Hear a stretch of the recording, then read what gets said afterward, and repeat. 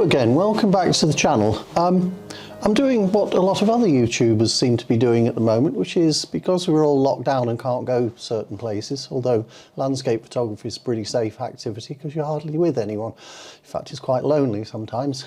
But what I'm doing is I'm going to talk you through some equipment.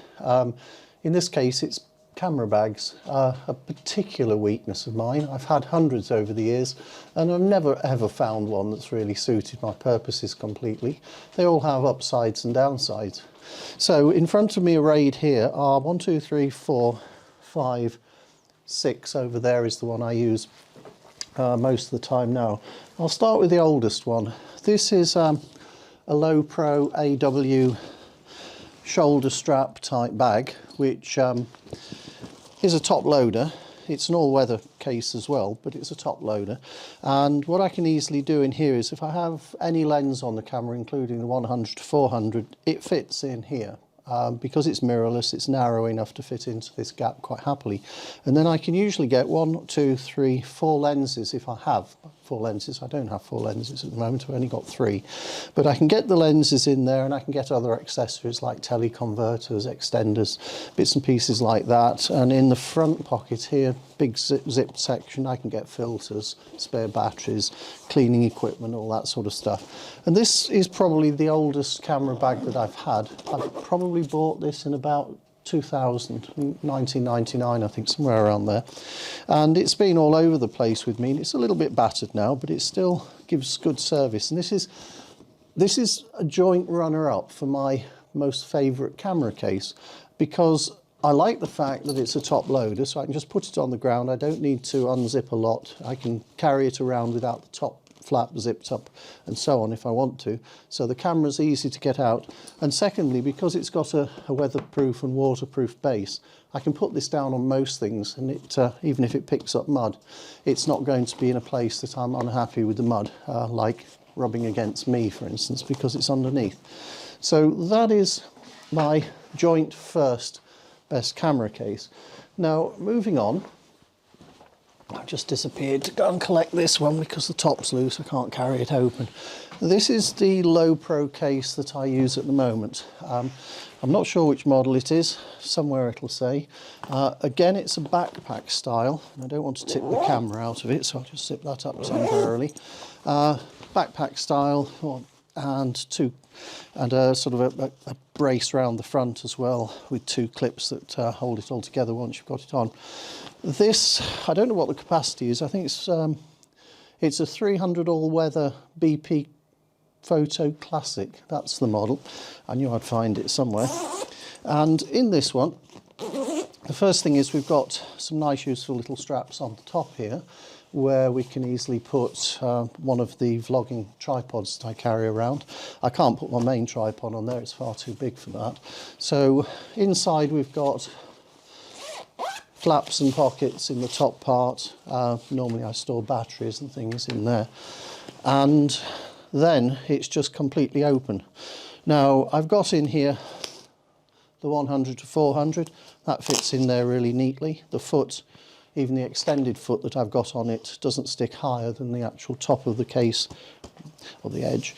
I've got the 16 to 35 in here, and I've got the camera body with my permanent L bracket on it, and the 24 to 70 slips nicely into that space. And again, this is all flush with the top of the bag, so there's no problem. The filters that I use come in this little case here, which are all very handy, and this is a video filter which I use on the camera that I'm talking to at the moment, and they fit quite happily into this small area here. And then I've got an emergency backpack battery, which is in case I need to charge something when I'm out in the field. And then in this other pocket I have the rather tiny Mavic Pro drone and the controller for the Mavic Pro. They fit in one on top of the other with a little bit of foam between them to stop them sort of rubbing against each other and damaging. And then little useful pockets here and there for cleaners, screen lens cleaners, and this pocket is where the little vlogging camera sits that I'm talking to you at the moment on. So that all fits into this case, and this has been I've had this case about a year. I quite like it. The only downside I've got with it is the fact that, again, being a backpack style, it's comfy to wear, you can go good distances with it. It doesn't keep slipping off your shoulder or anything, but when you put it down to actually open it up to get things out of it, this part, where your back will be the next time you pick it up, is going to be on the ground. And if the ground's muddy, wet, or just generally a mess, it makes a mess of this, which is a bit of a chore, quite frankly, because not being a top loader, without putting it down properly, it's very difficult to get the camera out because you really need this flap completely open to get at all the accessories. So that's the one that my equipment's in most of the time and gets used the most. And this is my joint favourite with the top loading low pro one that I've just shown you. So let me just put that out of harm's way. And now I'll go through the 4 cases that I've bought over the last 5 or 6 years and what they are.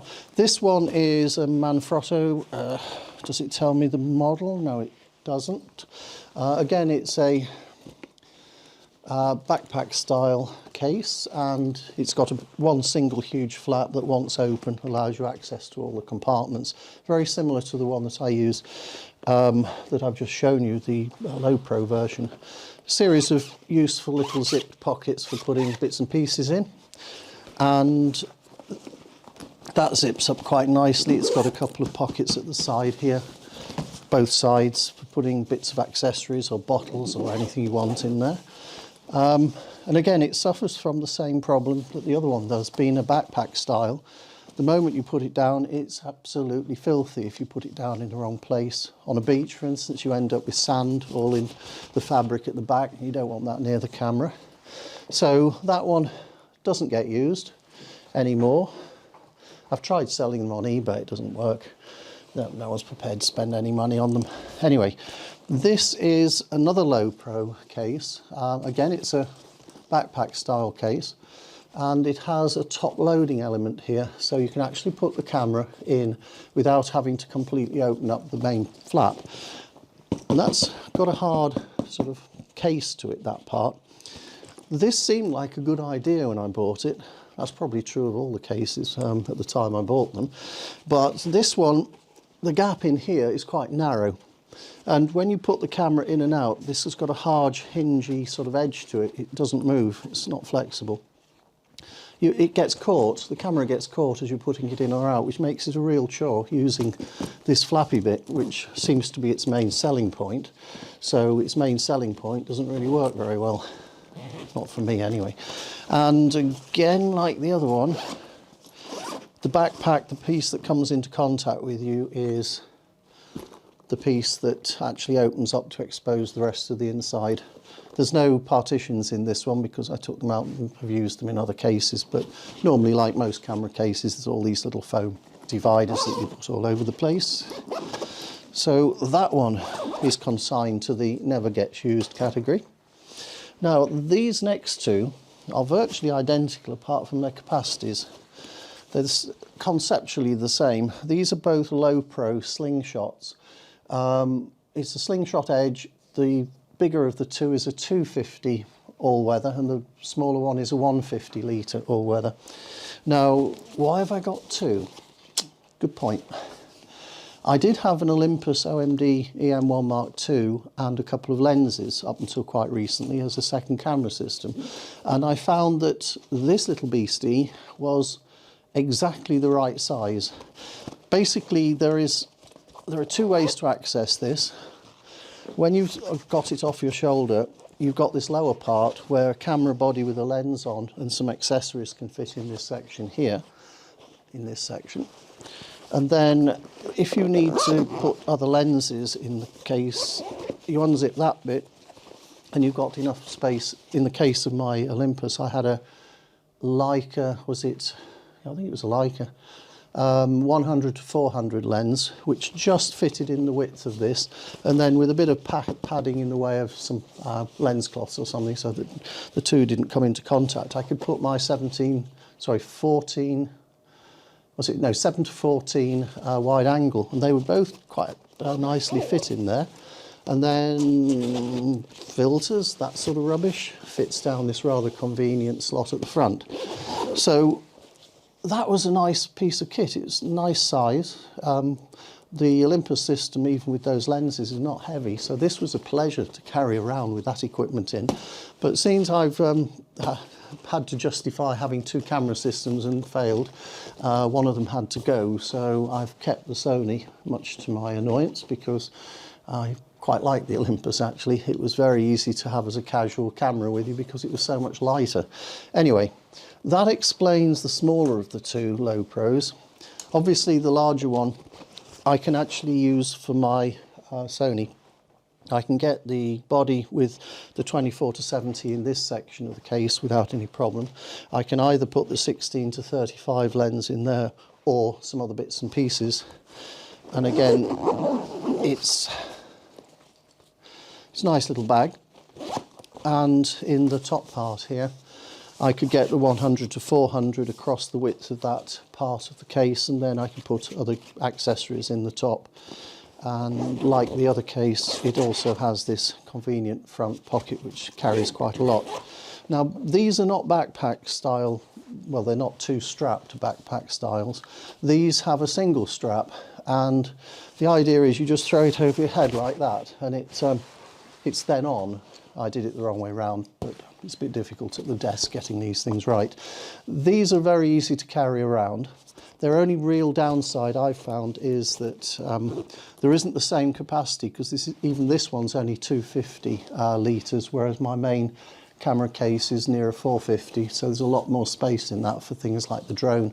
I'd never be able to carry the drone and all the lenses in this, but they're nice little cases. And again, they're now consigned to the garage, which is where I went to get them before I started making this video.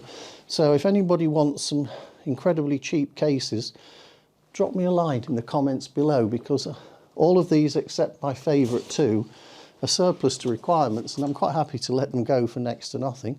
I'd take 10 quid for each of them, plus postage and packing if anyone's interested. They're all perfectly serviceable, there's nothing wrong with them, it's just surplus to requirements. Anyway, that's a bit of a different video for you. I hope I haven't bored you silly talking bags. I suppose it's a bit of an uninteresting topic to some, but I still haven't yet found a camera case that does exactly what I want. Those two that I prefer are close, but they're not the one, not the perfect one anyway. Anyway, thanks for watching. I hope you found that a little bit informational, and if any of you out there do want some cheap camera bags, drop me a line. Thank you very much for watching. If you like this video, please give it the thumbs up, and please also subscribe so that you get notified when I upload new videos.